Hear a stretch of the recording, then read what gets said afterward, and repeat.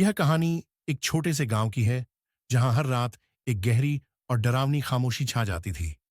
गांव के लोग सूरज ढलते ही अपने घरों में छुप जाते थे और दरवाजे खिड़कियां बंद कर लेते थे। इस गांव के किनारे एक पुराना और सुनसान मंदिर था, जो अब खंडहर में बदल चुका था। लोगों का कहना था कि उस मंदिर में एक प्राचीन राक्षस की आत्मा बसी हुई थी, जो रात के अंधेरे में जागती थी। राजू नाम का एक युवा गांव में नया नया आया था। वह इन कहानियों पर विश्वास नहीं करता था। गांव वालों ने उसे कई बार चेताया कि रात में बाहर न निकले, लेकिन राजू ने इसे एक अंधविश्वास मानकर नजरअंदाज कर दिया। एक रात जब पूरा गांव सो रहा था, राजू ने तय किया कि वह उस मंदिर में जाएगा और देखेगा कि आखिर लोग क्यों डरते हैं। उसने एक टॉर्च और कुछ जरूरी सामान लिया और चुपचाप घर से निकल पड़ा। जैसे ही वह मंदिर के पास पहुंचा, उसे एक अजीब सी ठंड महसूस हुई। मंदिर के अंदर घुसते ही उसकी टॉर्च की रोशनी अचानक बुझ गई। चारों ओर अंधकार था और राजू का दिल तेजी से धड़कने लगा। तभी उसे लगा कि किसी ने उसके कंधे पर हाथ रखा है। उसने पीछे मुड़कर देखा, लेकिन वहां कोई नहीं था। अचानक मंदिर के अंदर से एक भयानक आवाज आई, जैसे कोई उसके नाम से पुकार रहा हो। राजू डर के मारे कांपने लगा, लेकिन उसने हिम्मत जुटाई और आगे बढ़ा।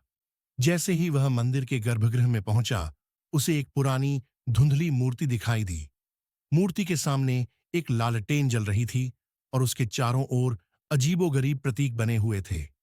राजू ने जैसे ही उस मूर्ति को छुआ, उसे एक जोरदार झटका लगा और वह मूर्ति टूटकर गिर गई।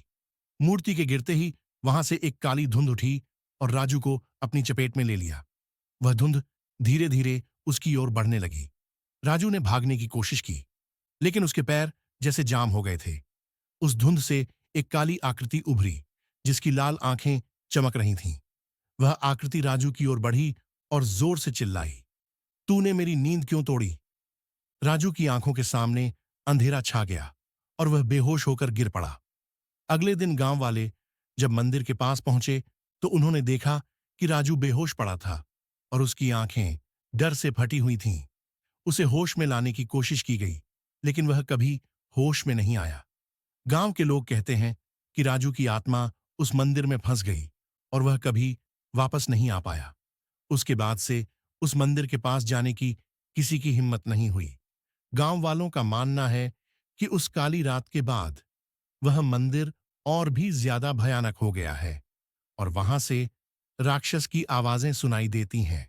अब वह गांव एक बार फिर खामोश हो गया है, लेकिन उस खामोशी के पीछे एक भयानक रहस्य छिपा हुआ है।